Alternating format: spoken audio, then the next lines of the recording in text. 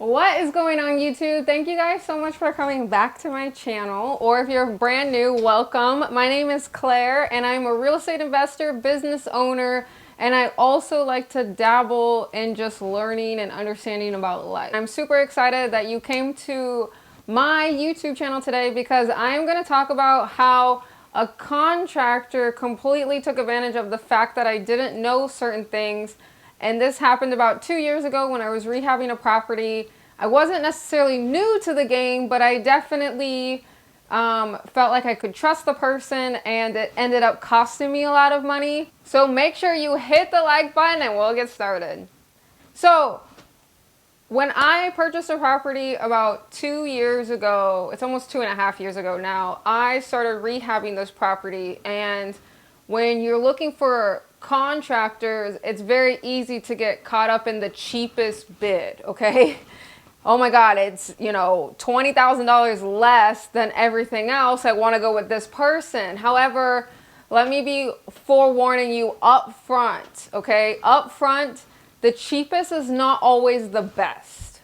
And sometimes when you pay for cheap, you're going to pay for double. And I always actually believe that to this day. You want to pay for quality, okay? If you have to pay a couple extra dollars for quality, which in this case, it wouldn't have been a couple extra, it would have been a lot more than just a couple extra dollars, but it would have been worth it because we would have saved money in the long run, okay?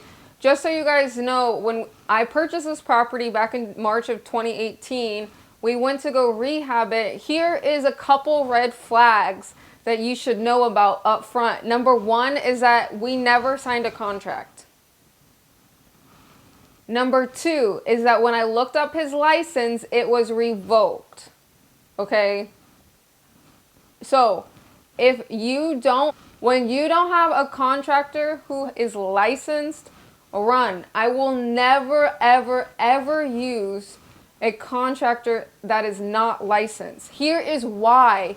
In the state of California, and I say in the state of California a lot, but in the state of California, they just recently passed a law within the last 18 months, probably a little bit more now, but in the law, it states that if you do not have a business license or any other type of like agent's license, contracting license, or anything else, what does that mean? It means that that person is considered an employee. They're no longer considered a 1099 contractor at that point. Okay, and you have to bill them as such, unless they have a corporation. But even then, you're taking a chance, corporation or entity or LLC or whatever you want. But if my business paid out that business, they have to hold a license. You should check the license. The license should be valid. You should have workers' comp insurance. Check the insurance, guys. People are like, oh yeah, they have insurance. Okay, how do you know when it expires? What if it expires in the middle of the job and they forget to renew? Whose fault is that? It's yours as a business owner. It's your fault. Okay? So number one is that you need to have a contract with that contractor. And in the contract, it should state, number one, it should state how many days they have to complete the job, every day that they are late, how much money do they have to pay out every single day that they are late. So if you say 90 days and they are late one day, they need to pay $50, $100, because every single time that you go and you flip a property, and then on top of that, you're paying out expenses every single month. When you're paying out those expenses, that stuff adds up. So every single time the contractor is late, what happens? I got to pay out more money. So when I have to pay out more money, who should pay for that? Not me. I'm not the one late. The contractor should. Okay? So number one, get a contract in place, signed before starting any type of work. Number two is that any day that they are late after the agreed upon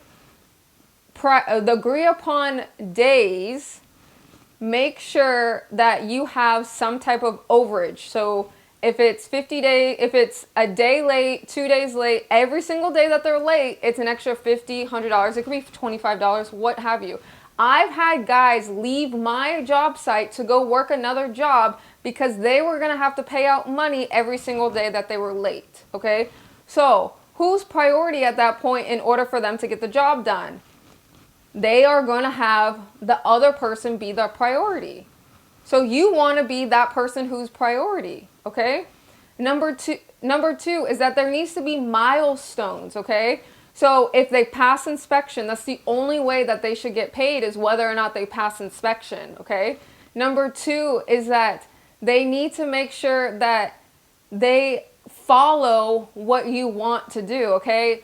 If they have an opinion about something and they say, okay, if I want to do gray cabinets and white countertops, hey, that's not what I want to do. This is how we're going to do it. And you as an investor need to have a solid plan of the raw materials you're going to use, of everything that you're going to use prior. And you need to have some type of contract with the contractor in order for you guys to move forward. There should be plans in place. There should be a schedule. There should be a budget. There should be everything. What happens if there's a change order? I actually had this really cool contractor one time. Maybe he's watching this, maybe not. He actually set a solid price of $78,000. If he was over that price of that budget, he paid for it. Get yourself a contractor like that. He pays for all the change orders because it's his fault for not seeing it in the first place. I hate it when contractors come back and say, oh, you need to have a change order and this and that. And I'm like, you were supposed to put that in the bid. And he's like, well, I didn't see it because the wall X, Y, and Z. Who eats that cost? All of these things, these little things, it eats into your profit. You have to realize every single time that you go over on money-wise, time-wise, that's an expense. Who's paying for that? Budget-wise, who's paying for that budget? All of this stuff needs to be in some type of spreadsheet or some type of software where you guys have, where there's a budget, there's some type of what color are the cabinets, what color are the walls, are you going to use trim, are you going to use what type of molding you're going to use, all these things. And you should have a blueprint for every single house that you do, and they should just be lined up, bam, bam, bam, bam, bam, bam, one after the other, the same freaking wall color, the same paint. What sells? You have to see what is selling on the market that's really hot, and so you can build the same thing. It's researching what your competition is doing. If you are a flipper, are they just putting in vinyl flooring, waterproof vinyl flooring, and calling it a day? Or are they going really high end for that area? Here's another thing that investors do that might surprise you, might not. They overbuild it. Okay. I've seen in a very not so great neighborhood, they have like these granite countertops. They have these brand new stainless steel appliances. Guys, that's overbuilt for the area. It doesn't call for that.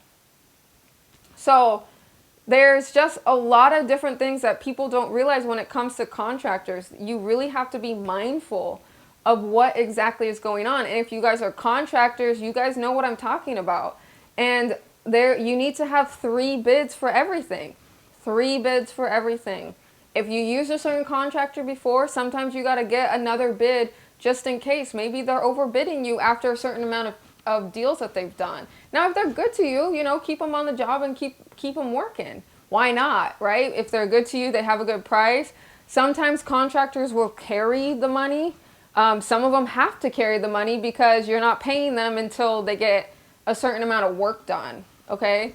So that's really what I have to say about contractors. If you are a female in this business, you need to be educated on what to do. Us females, if you dropped me in a Home Depot store 5 years ago, I wouldn't know what anything is, okay? I don't know what the tools are. I don't know what a lot of things were back in the day. Now, I'm definitely understand. I know how to build a wall. I know how to do drywall. Like, there's so many things now that I know how to do because it's just something I've had to learn over the years. And hopefully this helps somebody and say, okay, maybe I need to really make sure I know what I'm doing before I get myself into a fix and flip that I can't get myself out of, okay? And these couple of tips are really going to help you with that. Number 1, hire a licensed contractor. Licensed. Me loud and clearly. The person needs to be licensed, okay? Licensed. Hopefully I got that through to you. Why? Because if anything happens, you can come after their license. Not that we want to, but it's there. Number two, there needs to be a contract in place. A contract. How many days is it going to take for them to complete the job? If they don't complete it, what's the price? Number three, there needs to be some type of budget. There needs to be something written in of how much, what happens if there's change orders, okay? What happens if something goes wrong? Who's paying for it? There needs to be a schedule. There needs to be a list of material of what exactly you need, okay?